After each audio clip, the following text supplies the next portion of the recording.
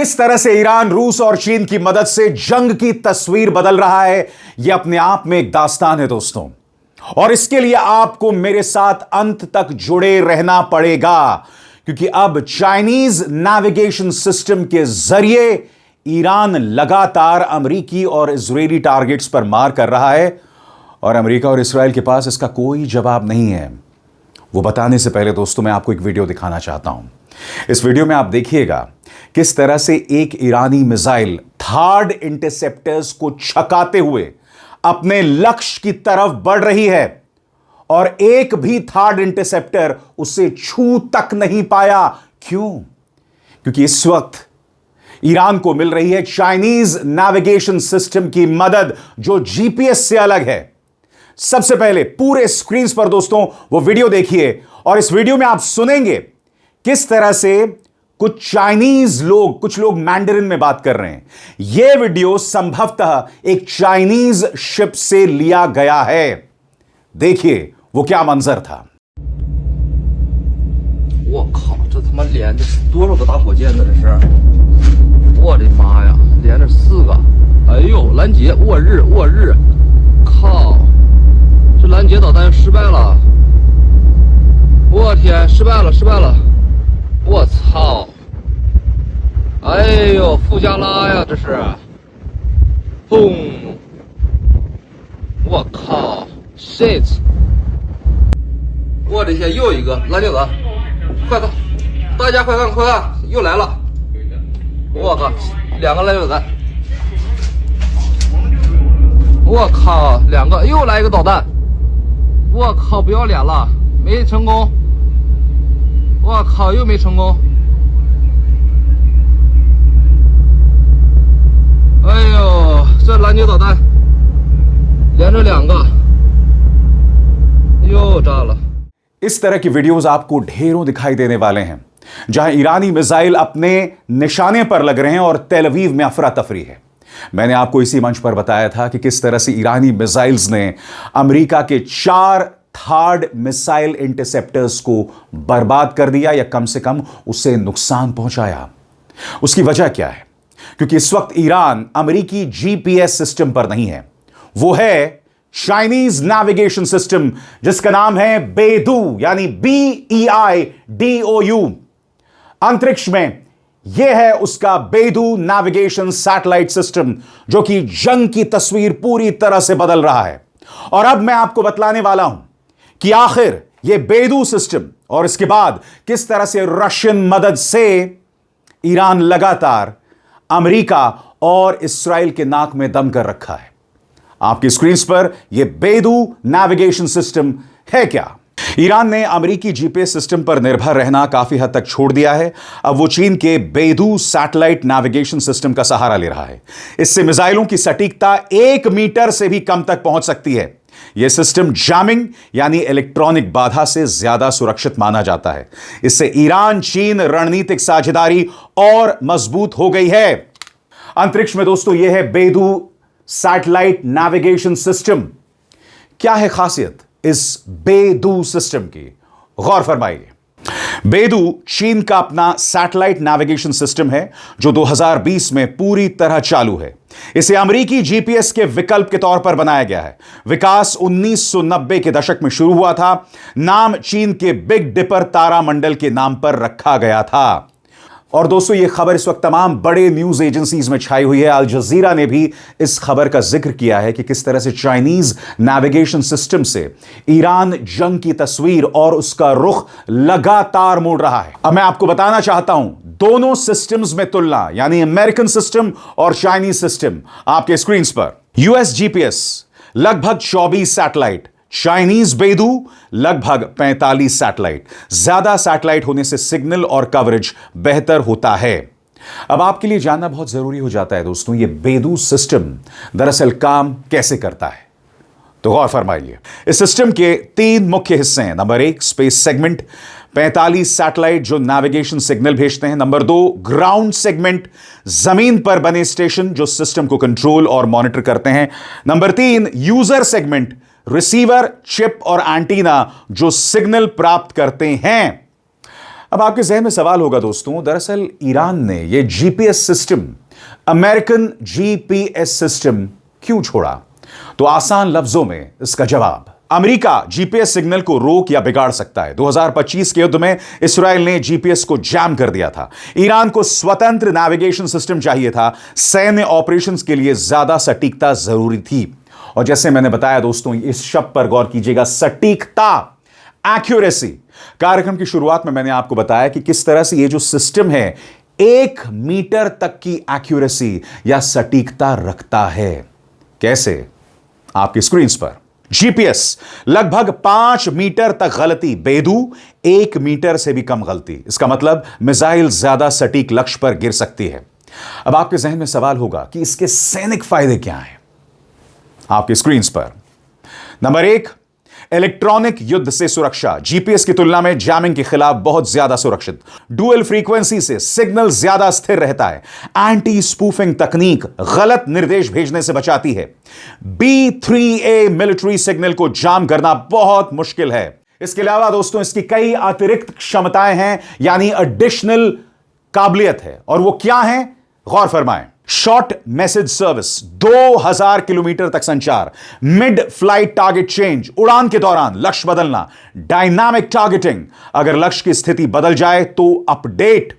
सबसे बड़ी बात दोस्तों, मैं आपको बतलाना चाहता हूं कि ईरान ने 2025 की जो 12 दिन की जंग चली थी, उससे सबक लिया था, जब इजराइल बार बार जीपीएस सिग्नल को जैम कर रहा था। और उसी के बाद उसने चाइनीज नेविगेशन सिस्टम बेदू में शिफ्ट करना सही समझा। तो 2025 से ईरान ने क्या सबक लिया? गौर फरमाएं। 2025 के 12 दिन के युद्ध पर असर। फ्रांसीसी खुफिया रिपोर्ट के मुताबिक ईरानी मिसाइलों की सटीकता अचानक बेहतर हो गई। महत्वपूर्ण सैन्य ठिकानों को सटीक तरीके से निशाना बनाया गया। इस्राएल की जीपीएस जैमिंग रणनीति असरदार नहीं रही।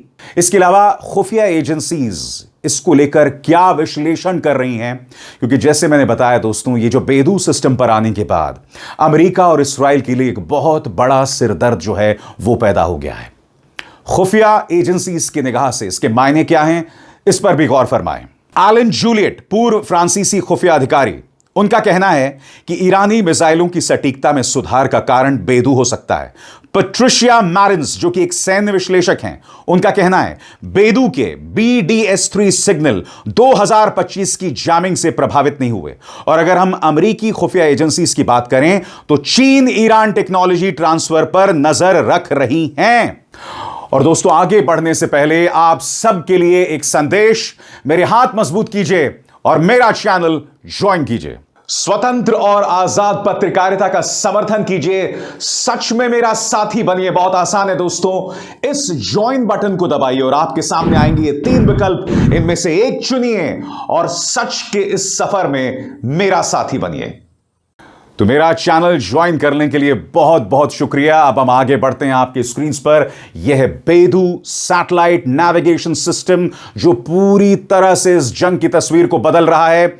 और ईरान जो है वो सिरदर्द का सबब बन गया है अमेरिका और इजराइल के लिए। आपको यह समझना पड़ेगा दोस्तों, ईरान के पास दुनिया में इस वक्त जितने मिसाइल भंडार हैं, ईरान के पास एक अथाह मिसाइल भंडार है। और बेदू सिस्टम में शिफ्ट होने के बाद उसकी सटीकता और बढ़ गई है। कैसे? गौर फरमाएं। ईरान का मिसाइल भंडार मध्य पूर्व में सबसे बड़े मिसाइल भंडारों में से एक, रेंज कुछ 100 किलोमीटर से 10,000 किलोमीटर से अधिक। अब बेदू से बहुत ज्यादा सटीकता मिल सकती है। इसके अलावा दोस्तों, चीन और ईरान के बीच में जो रणनीतिक साझेदारी है वो भी असर डाल रहा है। कैसे? इस पर भी गौर फरमाएं। नेविगेशन से आगे भी टेक्नोलॉजी सहयोग, रडार सिस्टम, सेंसर। ईरान में बेदू ग्राउंड स्टेशन बन रहे हैं। यह बेल्ट एंड रोड इनिशिएटिव का हिस्सा हो सकता है। शंघाई कोऑपरेशन ऑर्गेनाइजेशन SCO के जरिए सहयोग। और यकीनन दोस्तों, इसका जियोपॉलिटिकल असर भी पड़ेगा, यानी कि भू राजनीतिक असर। कैसे? इस पर भी गौर फरमाएं। टेक्नोलॉजी स्वतंत्रता। ईरान पश्चिमी टेक्नोलॉजी पर निर्भरता कम कर रहा है। नंबर 2, प्रतिबंधों से बचाव। चीन के विकल्प अमेरिकी टेक प्रतिबंधों को दरकिनार कर सकते हैं। नंबर 3, क्षेत्रीय शक्ति संतुलन। सैन्य क्षमता बढ़ने से मध्य पूर्व का शक्ति संतुलन बदल सकता है। और सबसे बड़ी बात, अमेरिकी जीपीएस सिस्टम को चुनौती दे रहा है बेदू सिस्टम। कैसे? गौर फरमाएं। जीपीएस की वैश्विक चुनौती, बेदू धीरे धीरे कई देशों में फैल रहा है। रूस ग्लोनास के साथ संयुक्त उपयोग, पाकिस्तान के साथ बेल्ट और रोड परियोजनाएं और अफ्रीका के कई देश और ईरान भी इसको लेकर कई किस्म की तैयारियां कर रहा है, खासतौर से इंफ्रास्ट्रक्चर लेवल पर। कैसे? आपके स्क्रीन पर ग्राउंड स्टेशन बनाए जा रहे हैं, सैन्य कमांड नेटवर्क से एकीकरण, ऑपरेटर्स के लिए प्रशिक्षण, घरेलू तकनीक रखरखाव क्षमता विकसित की जा रही है। तो यकीनन दोस्तों, इस जंग में बेशक चीन शामिल ना हो, मगर उसके सिस्टम्स ईरान की लगातार मदद कर रहे हैं। मगर एक देश है जो चीन से कहीं ज्यादा इस जंग में शामिल है, और वो है रशिया। रशिया के नेविगेशन सिस्टम्स, उसकी सैटेलाइट इमेजरी लगातार ईरान की मदद कर रहे हैं। और आज इस कार्यक्रम में पहली बार मैं आपको बतलाने जा रहा हूं कि किन बारीकियों के साथ, किन खास मुद्दों और क्षेत्रों में रूस ईरान की मदद कर रहा है।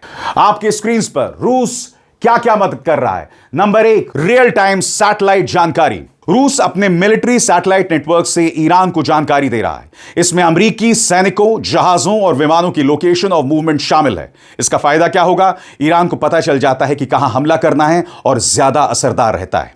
इसके अलावा दोस्तों, टारगेट चुनने में मदद। कैसे?